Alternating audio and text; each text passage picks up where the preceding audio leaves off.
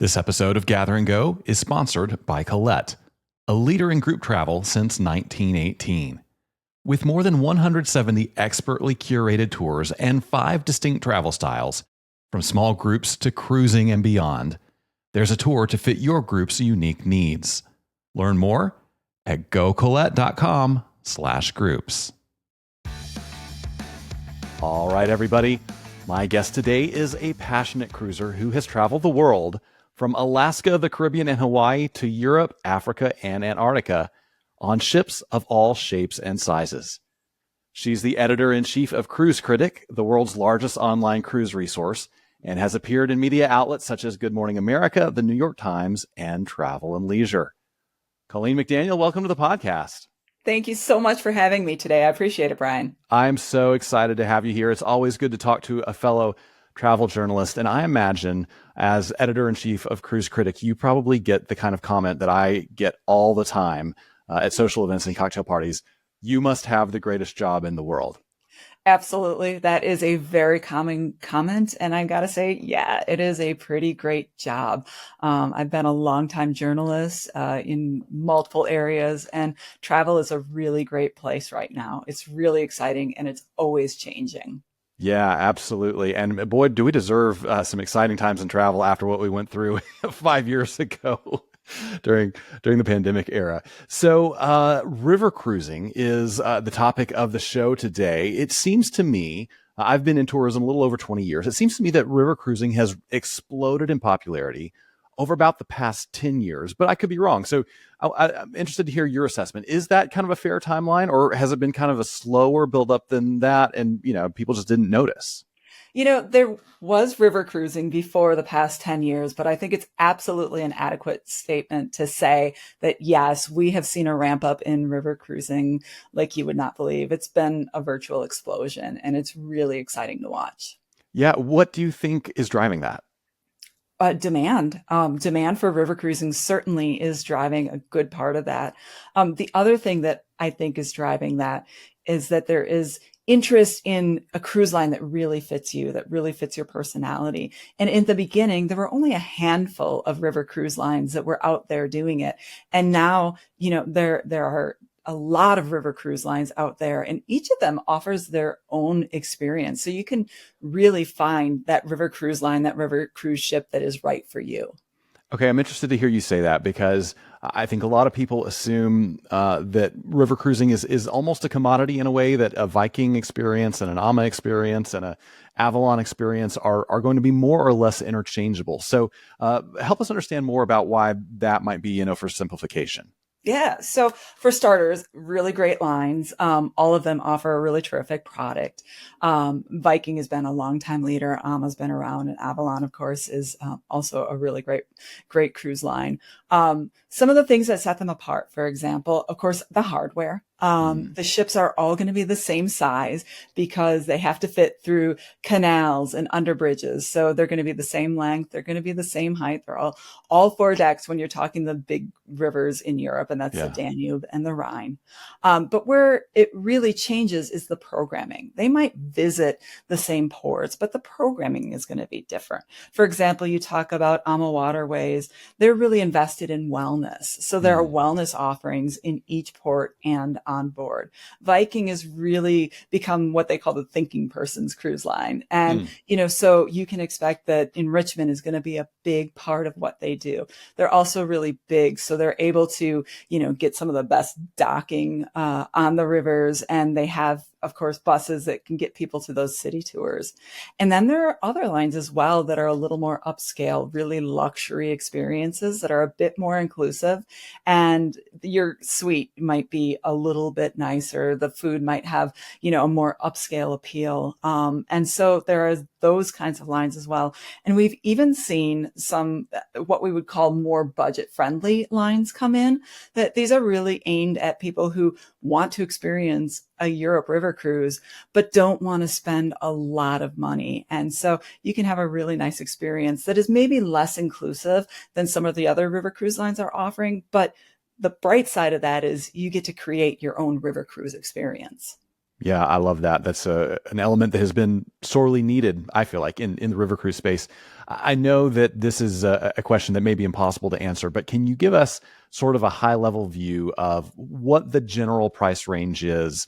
Let's say for that 7 day to 10 day excursion, what are you looking at from a budget line versus what are you looking at from one of these luxury lines? Right. You're going to start at about $3,000 per person for that standard river cruise experience. And most river lines, that includes your obviously your food, Mhm. some food and drink, or excuse me, some beverage. It might include Wi-Fi. It might include a shore excursion, that kind of thing. But that's pretty standard. There are going to be some that are slightly less expensive and some that are slightly more. And then, of course, seasonality plays into it as well. Sure. So if you are somebody who wants to go on a early spring river cruise, well, you probably are going to pay a little bit less for that than you might pay for middle of the summer peak season river cruise. Yeah, that makes sense. My experience, and it's limited, my experience in cruising is limited, but my experience has been that the dining specifically on board a river cruise is a pretty different experience than dining aboard an ocean liner. Does that hold up with what you've seen? Yeah, it does. And I will say that if you are an ocean cruiser, you think you're familiar with cruising. You are. You're Hmm. familiar with the ocean cruise, but the river cruise experience overall is just different. It's more casual, whereas you might have several thousand passengers on board a big ocean cruise. On a river cruise, you're going to have fewer than 200 people. So everything is more casual. When it comes to dining, it's open seat dining and you can go and, sit wherever you'd like. You can change it up every night. People, I think, tend to sort of make fast friends and stay with those groups. But it is a very different experience. There is less option, which is not a bad thing, Yeah, right? yeah. It's you have fewer options because, there are just fewer people, but they're really wonderful. And River Cruise Lines do a terrific job of trying to make sure that their dishes are representative of the area they're going. So if you're going to go to Vienna, you're going to have Wiener Schnitzel, Right. that kind of thing. So it's really pegged to the destination. And there's a much higher likelihood too that the ingredients for that dinner may have been bought in port that day in the same village you've been exploring, rather than on an ocean liner they had to pack that in your destination in your origin port and carry it at sea for a few days, right? That's right. Yeah, they can provision pretty much anywhere because they're never far from land. Yeah, that's very cool. What are some of the other major similarities and differences between the river experience and the ocean liner that everybody's really familiar with? Yeah. Well, let's start with some of the differences. Of course, the passenger count is different. The size of your cabins is going to be a little bit different too. River cruise cabins tend to be slightly smaller than those on the ocean ship. Okay. You will spend less time in your stateroom on a river cruise ship than you will on an ocean ship. Balconies are not necessarily a thing on the river cruises. They do what they call a French balcony, which is essentially, a window that you can sort of peek out of. There might be a drop down, there might be an open, but they're not big balconies because they're not really necessary. Hmm. Some of the amenities that you have on the big ocean ships, you might not have on some of the river cruise ships, things like a spa or a Hmm. fitness center. And if you have those things, they're going to be smaller because there are fewer people. And honestly, they're not as used as they might be on an ocean going ship. Now, Yeah. it still is a cruise. And so it still feels like a cruise. You'll still have enrichment talks. You'll have somebody who feels like a cruise director to you and is really setting you up for what the next day might look like. You have entertainment at night. It's not those big theater production shows, but it might be local musicians coming on to perform songs that are culturally important. And so it shifts, but it still feels like a cruise. Yeah. Would it be fair to say that for many people taking ocean cruises, the cruise liner itself is sort of the marquee attraction versus Yeah. a river cruise, you're going to see the destination and the cruise is just your method of transport? That's a very true statement, especially as we're seeing on the ocean some of these really big cruise ships coming out where they are just loaded with things to do. And some people will make the cruise ship their destination. On a river cruise ship, you want to be comfortable, you want to have great service, you want to have great food, but it's not so important that this is the perfect experience for you. They have beautiful ships. Yeah. But the reason you're there is you want to explore. You want to see some of the major capitals of the world. You want to see wine regions. That's what river cruising is about. Yeah, yeah, very cool. So the first time I remember being on a river cruise vessel, probably about 15 years ago, my impression of my fellow passengers and also my impression from people I talked to in the industry was that this was a pretty dialed in demographic. We were talking 55 plus. We were talking relatively high annual income, relatively high level of education. Is that still the case, or are the demographics and spending patterns and things really changing and opening up? I think the demographics are changing.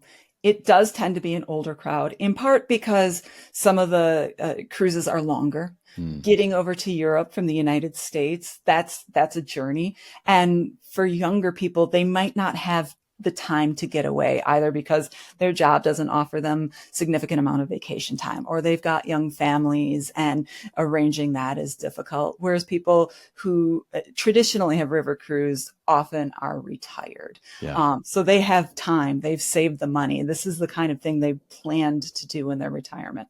But more and more, we are seeing younger cruisers on board all the ships that are sailing Europe. And part of that reason is because I think the pandemic changed how people thought about travel. Something that was, hey, someday became, hey, let's do it this year. Another reason is because internet has gotten a lot better. And this sounds like a small thing, but for younger people where like getting away from work is really tough, all of a sudden working on a river cruise ship is doable. Wow. And so they're able to have that, that leisure vacation where they're blending that work trip with their vacation. And I think that makes a difference. We are also seeing some cruise lines, AMA is a good example of this, that really are aiming for families, which is not every cruise line does that. Viking, for example, has a minimum age of 18. But AMA is really opening it up and trying to get families on board. They've partnered with Adventures by Disney. They have connecting cabins, which is unusual in river. And so that's another option. And then finally, one of the things we're seeing, especially in the past couple of years, are themed river cruises. And these have been around for a while, but they're really seeking interesting demographics. So for example, there's a women's only cruise on Uniworld, which is terrific. And there are more and more of these kind of journeys that are designed to bring people together who have similar interests and similar backgrounds. Yeah. So that affinity grouping may be drawing people into river cruises who wouldn't normally be looking for that experience just as their normal vacation. Correct. Yeah, that's really cool. So a lot of our listeners operate land tours. They are, experienced taking people on land through Europe, around the world.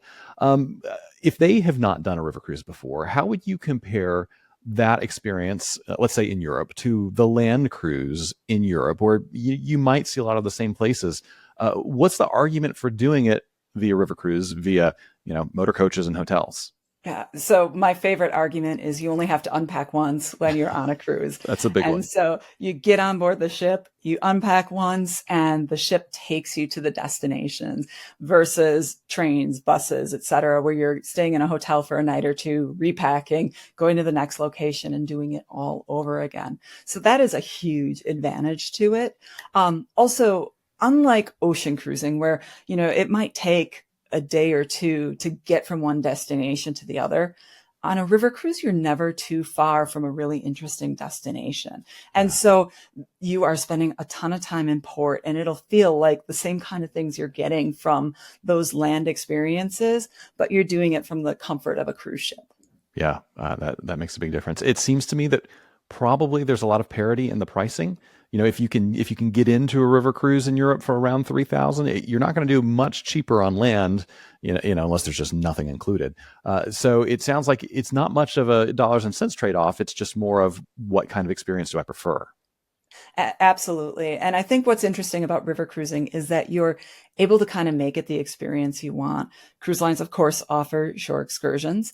It might be a city tour, which is kind of a bus and walk around a city center tour. It might be something more adventurous, like, you go to the forest and you hike, or, you might pull a bike off of your river cruise ship because a number of them carry bikes and explore on your own. And that's what's really exciting about river cruising is you can kind of set your own agenda and Yeah. and have a mix of all the things that you like to do.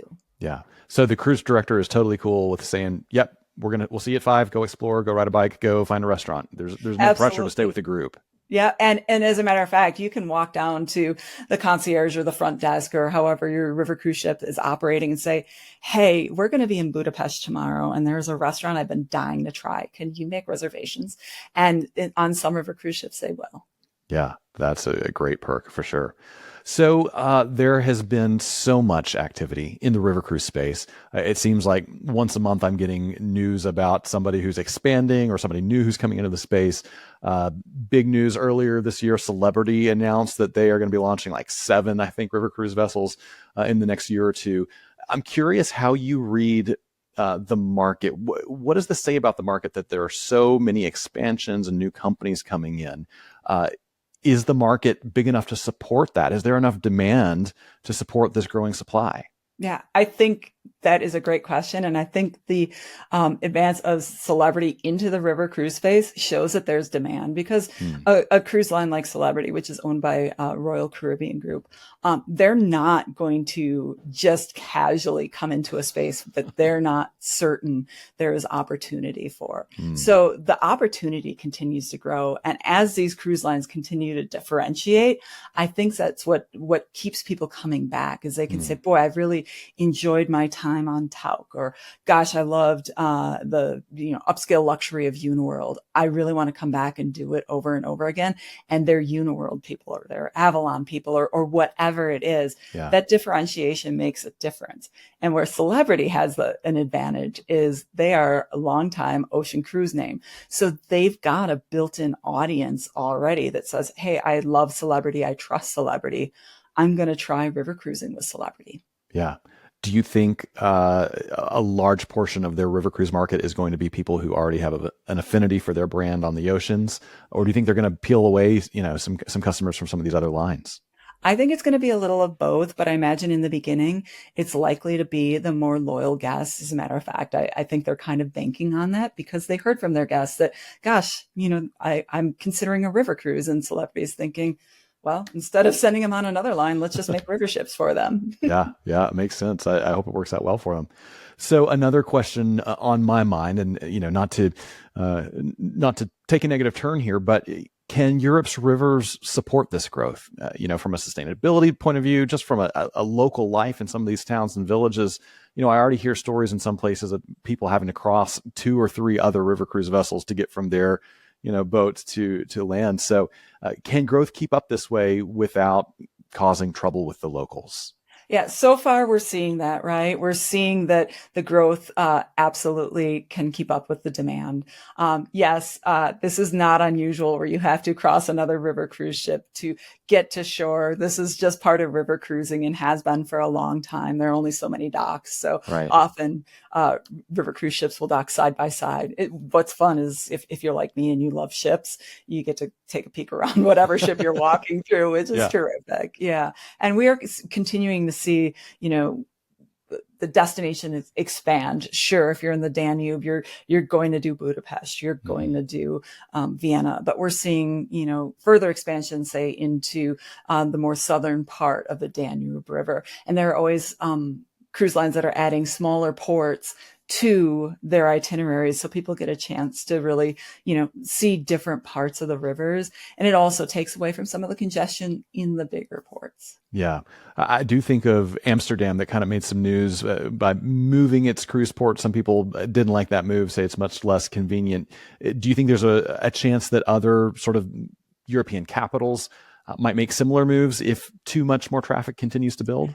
It really does depend on the port and the European capital, but these ports are dependent in some cases Hmm. on tourism. And let's be honest, it's 200 people at a time. Mm, Even if you had, 5 ships in port and 1,000 people are walking off, your city can still support that. It's yeah. not like a big cruise ship, that comes with 3, 4, 5,000 people, where there has to be some consideration to, scheduling concerns and that kind of thing. But with river cruising, the ships are small, Yeah. and so it's not a huge disruption. And in most cases, it takes you to sort of the city center. So if you are visiting Budapest, you are going to get off the ship right in the heart of the city, and right in the heart of kind of the tourist area as well.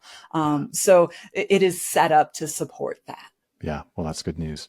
So I remember a few years ago reading a lot, especially one summer, about water levels being not ideal for cruising to the point where it was unsafe to try to navigate certain stretches of river with river cruise vessels, and it pushed a lot of itineraries basically onto land.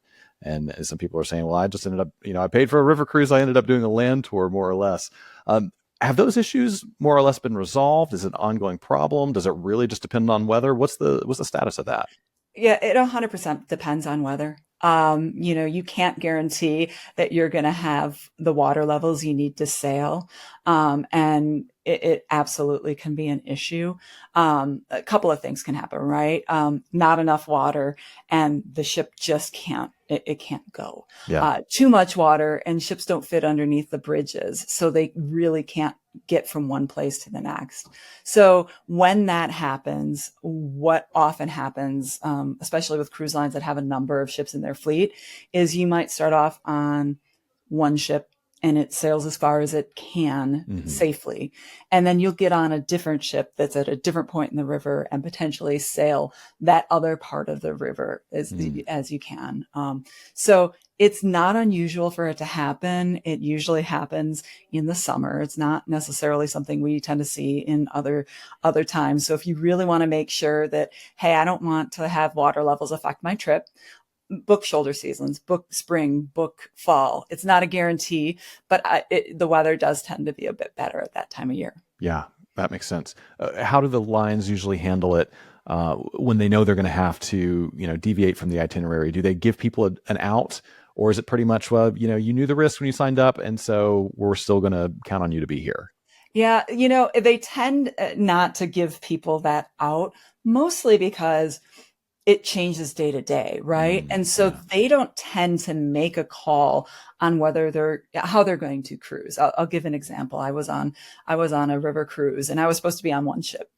I showed up and we're looking for my ship. It wasn't there. And they Oh, had communicated, but really it was early in the morning, that no, it's now going to be on this ship. And so, same ship, same layout, which is one of the things about the river cruise lines. Like, all of Viking's long ships are laid out exactly the same. yeah. So, I had the same cabin number just on a different ship. And it ended up being a pretty good experience. But you don't tend to get a lot of lead time on things like that because weather can change, and it does. Yeah. So it tends to be, most people are going to say, yeah, it wasn't maybe the river cruise I thought it was, but I still had an amazing time. I still enjoyed my time on board. But there's probably going to be a little more busing. Yeah. So one big rainfall One could big affect. rainfall, yeah, or one really hot day. Yeah. Yeah. Wow, that's wild. And that's one of those things we don't think about on land tours, right? I mean, Right. you prepare for the weather you're going to encounter that day, but it's not going to impact your itinerary. That's pretty fascinating. So another development in the last 10 or 15 years to me seems that the exotics have really come into their own in terms of being cruise destinations. And of course, we use exotic in the most general term there, basically destinations outside North America and Europe. How does the experience on a river cruise in the Nile, the Amazon, the Mekong, some of these other destinations, how does it really stack up and compare to what people might be used to on that Danube cruise? It is, it's a fully different experience, to do some of these more far-flung destinations. The river ships tend to be smaller. For Mm, example, on the Mekong, you're going to have fewer than 50 people on your wow. ship. Wow. And the Nile is also a smaller ship experience. And so it is very, it feels different. It feels more intimate. The other thing that you'll find with many of these is the crew is going to be from the area that you're sailing. So if you're sailing the Mekong, you're going to have crew on board from Cambodia and you're going to have crew on board from Vietnam. Yeah. You'll have guides from both those places, and you'll have a Cambodian guide lead your section probably when you're in Cambodia, and then when you get to Vietnam, if that's the direction you're sailing, you'll have your Vietnamese guide be leading you. And so it's an interesting piece of it. It's definitely more intimate. Mm. You really get to know your fellow guests. I've done a few of these kinds of cruises, and I always come away with friends. You make friends on these cruises. You keep up with each other after they're over. It's a unique shared experience. On the Mekong in Cambodia, you're not visiting the big city capitals. Your boat will pull off into a village where the only thing that kind of indicates it's a village are, the people that are there to greet you. And then you might, see some people, working and that kind of thing, but it doesn't scream city the way, Right.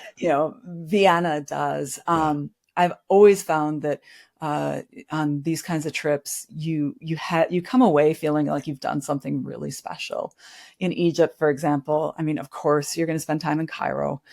You're going to see some of the most incredible sights. You're going to visit the temples. It is an amazing experience. And, on an Egyptian cruise, you'll have an Egyptologist on board. And a lot of what you're doing is learning about Egypt and its culture and its history. And it's fascinating. So it is a more immersive experience that way. And I would encourage anybody who's thinking about it to do it, because to me, it is a special kind of cruising. Yeah. Well, I'm sold. Yeah. You sold me at least, for sure. So on the other end of the spectrum, there is river cruising in the US. For whatever reason, it does not have the same kind of buzz that European river cruising and other destinations do. Do you see that changing at all? Or is it always going to be just a kind of small niche thing that appeals to only a few people here? The Mississippi River is sort of what everybody thinks of when they think of the U.S. river cruising, but there are a number of other rivers. A lot of tributaries to the Mississippi make up part of those journeys. And of course, you can take cruises out west too on the Columbia and Snake Rivers. These are actually beautiful itineraries. The audience for these tend to be a little bit older, even than European river cruising, because these are people who've said, hey, I really want to explore the United States in a different way. And there's, for example, a full Mississippi River cruise that will either take you from Minnesota down to New Orleans or vice versa. And for a lot of people, getting to know Middle America and the South and the Midwest is something really exciting and interesting. And so these trips tend to sell pretty well. They tend to be a little pricier than even some of the river cruises in Europe are, but there is an audience for it. I feel like it's right-sized right now, but I also believe that there is room for growth as more and more people really come to understand what that option is like. Yeah. Wow. That's good to know. So a lot of our listeners are planning travel for groups. So I'm interested to hear your thoughts on how feasible it is to book a group of 10, 20, maybe more than 20 people onto one of these popular river cruise vessels. Sometimes I hear that, they're so busy with FIT bookings, they don't need groups. But then I meet people from river lines who say, well, we'd love to talk to you about your group. So in general, is there a way for groups to get into this market? Yeah, there is a way. Again, when you talk about peak season, another peak season is the Christmas market season. And that really runs from November right up till about Christmas, comes off a little bit short. You're not going to get group travel on one of those cruises. Those sell out years in advance. But there is an opportunity. in other parts of the season, again, take a look at peak season, plan ahead. There is a river cruise line that is coming out with its first new river ship called Transcend. Mm. And they are 100% only for charter groups. Oh, wow. So their model is full ship charter, and they've got business centers. They've got rooms that can adjust so you can combine two cabins or have one cabin. But it's really designed for charters and incentive groups, which is a really interesting model. And so they're breaking into that space. So that is a brand worth exploring if you're looking for a charter cruise. Yeah, that's very exciting. Do you have a sense for how many cabins those charters are going to be? I'm sorry, I don't. I should have looked that up Oh, that's okay. before we chatted today. But I think the point is it can change, right? So Yeah. if you're doing an incentive where, hey, you want your top seller to have the biggest room on board, they're all the same, but you can open up space between them, I believe. So it's an interesting model, and I'm really excited to see how it works. Absolutely. Yeah, we'll be tracking that as well for sure. All right. So, what is the best way, Colleen, for people to take advantage of all your resources at Cruise Critic? Or also, if they want to follow you specifically, connect with you, give us all the ways to find you. Wonderful. Well, you can always visit cruisecritic.com. We have articles, tips, ship reviews, anything you need to know about cruising. We also have a very active cruise forum, and many of the people on our cruise forum are more cruise expert than I am. They've been doing it for, 30, 40 years. So you can come chat with other cruisers, find out about, more details, ask specific questions. Of course, we're on social. On Instagram, we're Cruise Critic. And we're also on Facebook as Cruise Critic, so you can connect with us in either place. And, of course, you can always reach out to me at editor@cruisecritic.com. Wonderful. Well, we're going to drop links to all of those things in the show notes and definitely encourage our listeners to take advantage of those resources. Now, before I let you go, we have some just for fun questions we ask everybody. No pressure here. You can just give us the first answer that comes to mind. When you book travel, are you going to book a window seat or an aisle seat? Oh, aisle. Yeah. What's the Every reasoning there?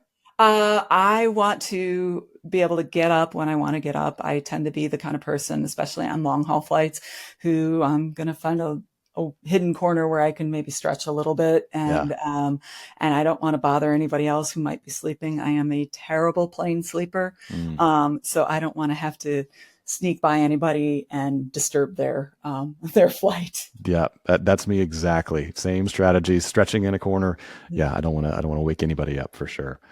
So if you had a free airline pass and a week with nothing else to do, where would you be headed next? Ooh, that's a really good question. I recently did the Galapagos. I cruised there, and it was wonderful. And I really wanted to extend and do Machu Picchu. But it's not as easy as it sounds. And so I would love to go back and explore Machu Picchu because it's a place I've always wanted to see, and it looks like the trip of a lifetime. So I think that's where I would go right now. Yeah. Well, I'll tell you what, I will trade you life stories. I'll do the Galapagos because I've been to Machu Picchu and it is absolutely fantastic. And I'm dying to see the Galapagos. So it's incredible. The Galapagos, it's everything everybody says it is. Man, that's wonderful. So what is one thing in your carry-on that you wouldn't travel without? Well, I am a carry-on only traveler. To start with, I have terrible luck with flights and with people losing my suitcases. So I have become a carry-on only traveler. I have a terrific set of noise canceling earbuds. I also have noise canceling headphones, which make long haul and short flights much more pleasant. If I'm sleeping, I invested in a mask that I absolutely love, that is a true darkening mask. And so those are two things for comfort, especially on those long haul flights. Yeah. You got a system to block out the world. Absolutely. I love it. So last question, what's one thing you have seen or done on the road that you wish you could go back and experience again with somebody you love? I was fortunate enough to cruise to Burma. Gosh, It's been a while. Back in the I think it was 2015. Hmm. This was a life-changing experience for me. It really altered my perception of the world, and meeting the people of Burma, seeing the big cities and then the very small towns, learning more about religion and culture there. It was eye-opening, and unfortunately, you can't visit right now. Yeah. But that was an experience of a lifetime. And I count my blessings that I was able to do that, because it really did open my eyes to the world in a way that, a lot of other travel that I've done hadn't before. Yeah, absolutely. I feel the same way about Cuba. Yeah. Completely eye-opening, really hard to do right now. Yeah. I'm hopeful, just for the sake of people and the world, I'm hopeful that one day all these places are going to be accessible again. Yeah, And me too. yeah, we can share these with lots of people. Colleen, thanks so much for joining us. It's been an absolute pleasure to have you today. Oh, thanks so much, Brian. This was great. Hey, thanks so much for joining us for this interview. I want to let you know that conversations like this are just part of what you will hear if you tune into a full episode of the Gather and Go podcast. When you listen, you'll get travel news you may not hear anywhere else, along with some really helpful road tips, some smart analysis, and maybe even a hot take from me about issues that are impacting travel right now. Now, you can hear this full episode along with many others by searching for Gather and Go in your favorite podcast player, or you can click on the link right below this video or one of the videos right here to my side. Thanks for watching. We'll see you again soon.